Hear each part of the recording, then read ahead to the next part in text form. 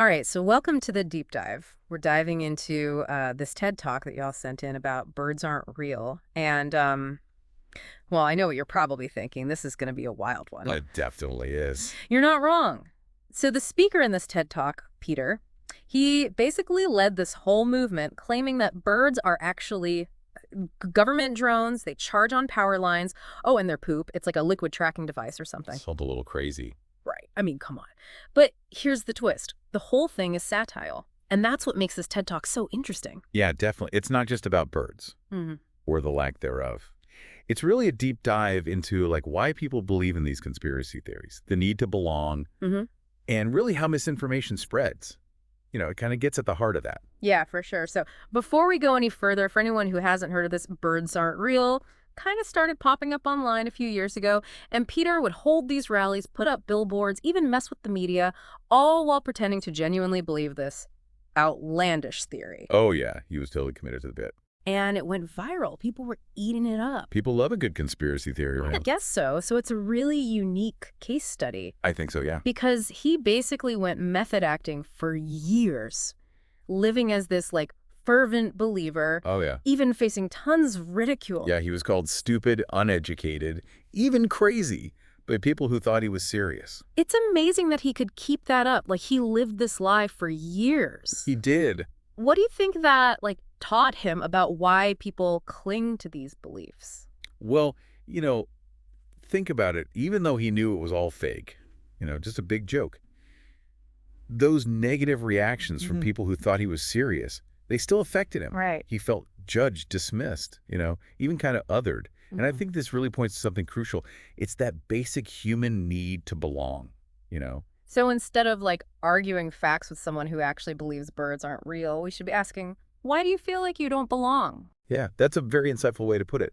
Addressing those feelings of isolation and the need for belonging, that might be far more effective than just throwing facts at someone, which is, what a lot of people try to do, and it never works. Right. And that's exactly what Peter discovered through this whole birds aren't real experience. This kind of ties into Peter's own background, right? It does, yeah. I mean, he grew up in this very conservative religious community where conspiracy theories were, like, pretty common. Exactly. He was surrounded by folks who believed all sorts of things. Yeah. And it gave him this unique understanding of how these conspiracy theories operate, the kind of language they use, the fears they play on. It's no wonder he could pull this off so convincingly. So he kind of had a front row seat to this whole world. And, growing up surrounded by these theories, Peter noticed something really interesting. People tend to just focus on debunking the belief itself without even considering the belonging aspect. That's such a critical insight. It's really about understanding the human element, Yeah. Peter argues that there's a crisis of belonging that's actually contributing to this crisis of belief. Interesting. People are just searching for meaning, connection, a place where they feel understood, That's fascinating. Yeah. So instead of just saying to someone, that's not true, we need to consider, like, why someone might find that belief so appealing in the first place, Interestingly. Yeah. What needs are they trying to fulfill by belonging to this group or, subscribing to this belief system? Addressing that underlying need could be the key to bridging the gap and fostering more productive conversations. It's not just about proving them wrong. It's about understanding their motivations and addressing like these deeper issues at play. It's about recognizing that we all have this need to belong, to feel connected to something bigger than ourselves. Exactly. And unfortunately, conspiracy theories often exploit that very human need, Right. They offer this sense of community, shared purpose, even like having access to this secret knowledge. That makes you feel special, like you're in the know. Right, right. This makes me think about how Peter was able to manipulate the media so easily with this. Oh, yeah, that's a great point. Right.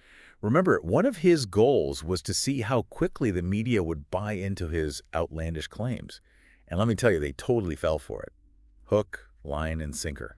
It's kind of mind-boggling that a few rallies, some clever billboards, and a fake CIA agent, that was all it took to get national media attention. It really does. It speaks volumes about the media landscape, doesn't it? Yeah. I mean, there's this constant pressure to break news, the allure of a sensational story, the tendency to prioritize speed over accuracy. All these factors played a role in spreading Peter's satirical movement. This is where things start to feel a little, like, unsettling, you know? It makes you wonder what else we're being fed without even realizing it. It's a very valid concern. What do you think? I mean, it's definitely a sobering thought, but I think it also really highlights the importance of critical thinking.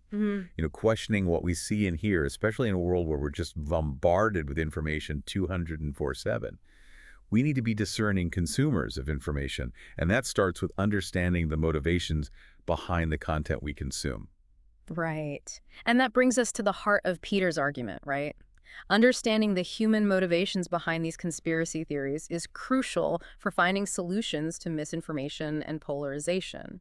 He's not saying we should just accept these, like, outlandish beliefs, but rather that we need to look beyond the beliefs themselves and try to understand the deeper needs they might be fulfilling. Yeah, it's a call for empathy, Yeah. to recognize that these are complex issues with no easy answers.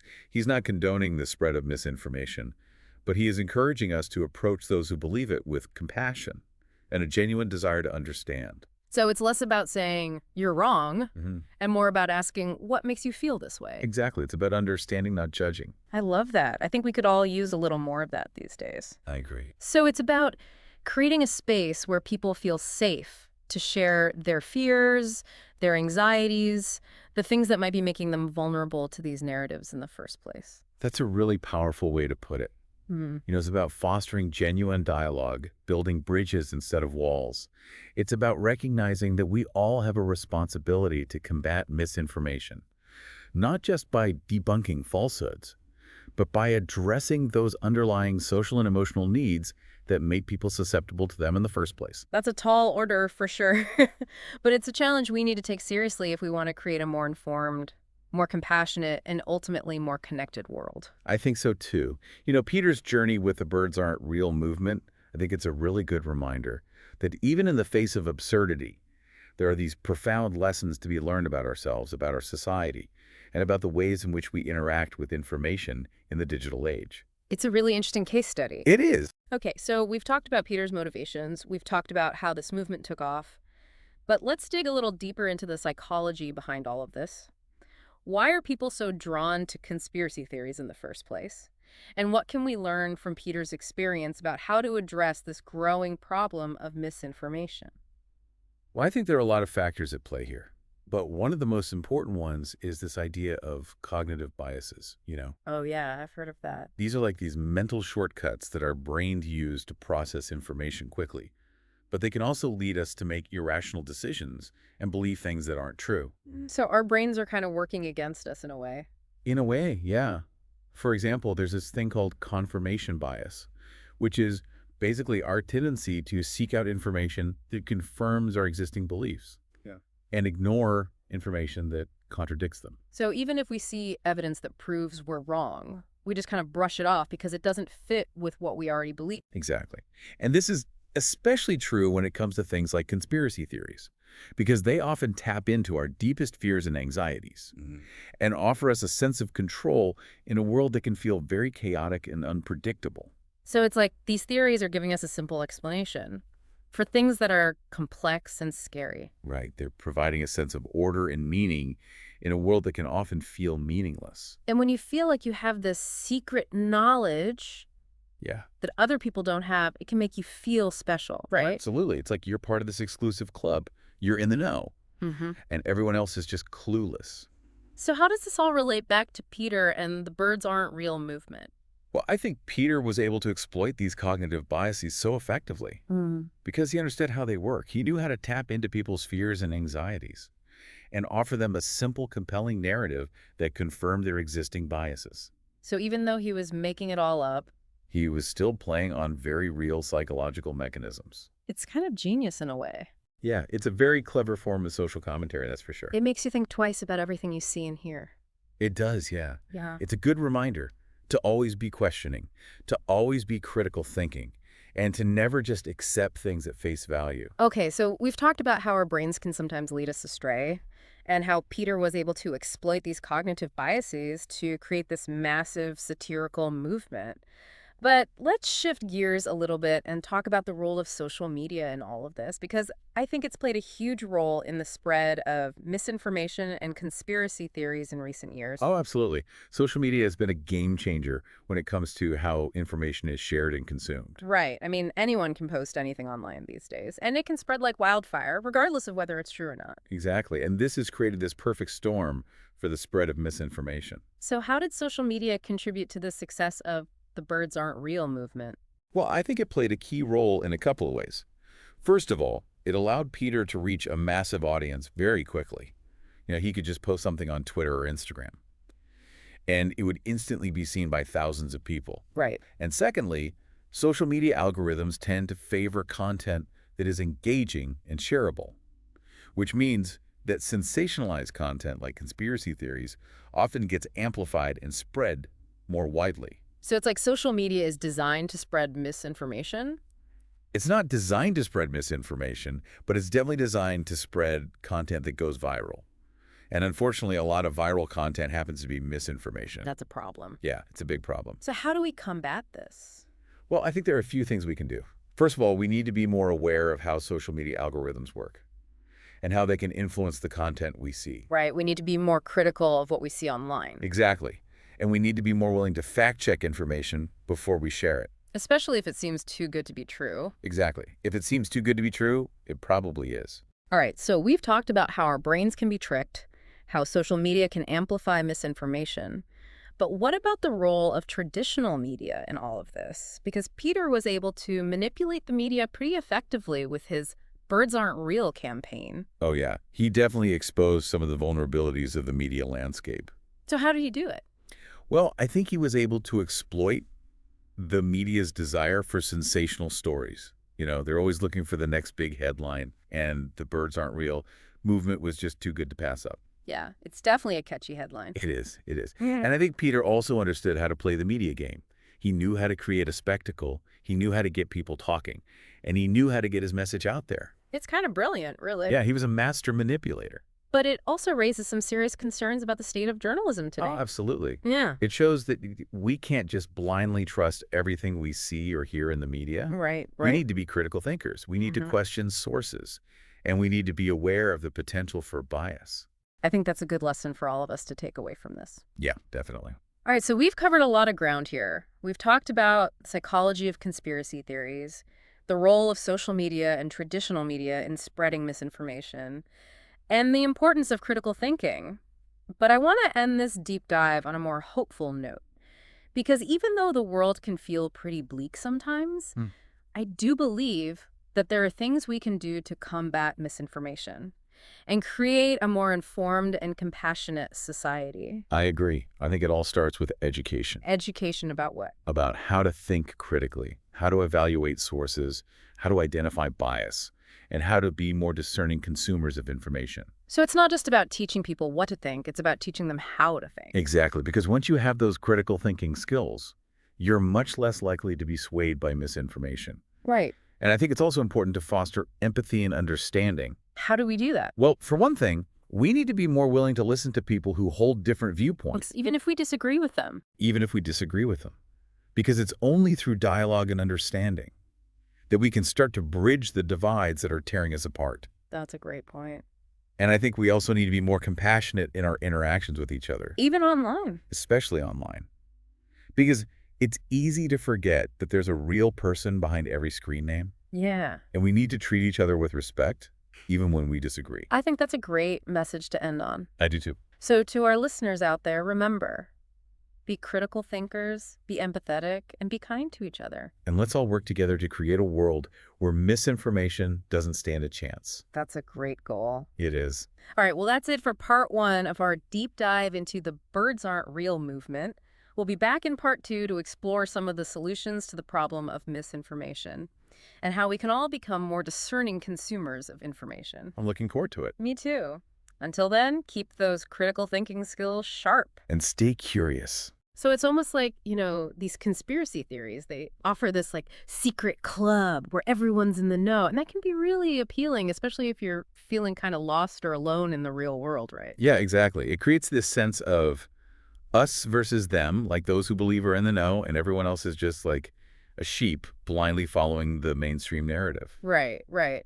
Which I guess kind of brings us back to how Peter was able to manipulate the media with this whole thing, right? Yeah. He basically created this elaborate hoax, and major news outlets just ate it up. It makes you wonder how much of what we see and hear is actually true. That's the million-dollar question, isn't it? Yeah. Peter's experience definitely exposes some of the vulnerabilities of the modern media landscape, I think. Mm. There's this constant pressure to break news first, to capture attention in a world of like constant information overload. And sometimes accuracy takes a back seat, unfortunately. It's a little bit scary to think that something so obviously fake could gain so much traction. Yeah, definitely. It highlights the need for us as, like, consumers of information to be extra vigilant. Absolutely. We can't just passively absorb everything we're told.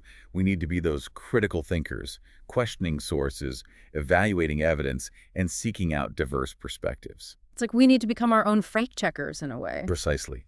And it's a skill that's becoming increasingly important in today's world. We're just bombarded with information from all sides, and it's up to us to kind of filter through the noise and determine what's credible and what's not. So how can we apply Peter's insights about belief and belonging to our own lives, especially when we encounter, like, people who hold beliefs that seem, well, a little out there? That's a great question. I think the key takeaway here is to approach these conversations with empathy and a genuine desire to understand. Instead of immediately dismissing someone's beliefs, try to understand where they're coming from. What experiences have shaped their worldview? What needs might they be trying to fulfill by subscribing to these beliefs? Things like that. So it's less about winning an argument and more about having a meaningful dialogue. Exactly. Remember, behind every belief, there's a human being with their own unique story and set of experiences. So by approaching conversations with empathy and curiosity, we can create that space for understanding and connection, even if we don't agree on everything. I love that. Instead of just saying, you're wrong, we can ask questions like, what led you to believe this? Or how does this belief make you feel? Those are excellent examples. By asking open-ended questions and just actively listening, we can show the other person that we respect them and value their perspective, even if we don't necessarily share their beliefs. This all goes back to the idea that we all have this fundamental need to belong, to feel connected to something bigger than ourselves. And sometimes those needs can lead people down some, well, pretty strange paths. Absolutely. And instead of judging or ridiculing those paths, we can try to understand the underlying motivations and needs that are driving those choices. It's just a much more compassionate and effective way to engage with people who hold different beliefs. Peter's story with the Birds Aren't Real movement is a powerful reminder that even in the face of absurdity, there are valuable lessons to be learned about ourselves, our society, and how we interact with information in this, increasingly complex world. It's a testament to the power of satire to hold up a mirror to society, exposing our vulnerabilities, our biases, and our often unconscious motivations. And through that exposure, we have the opportunity to learn, to grow, and to become more discerning and compassionate consumers of information. So as we wrap up this deep dive, what's like the one key takeaway you want our listeners to remember? I would say this. Remember that belief and belonging are like inextricably intertwined. So when you encounter someone who holds a belief that seems, I don't know, outlandish or even harmful, try to understand that underlying need for belonging that might be fueling that belief. Approach the conversation with empathy and curiosity, seeking to understand rather than judge. You might be surprised by what you learn, and you won't even find common ground in the most unexpected places. Beautifully said, and that's a perfect note to end on.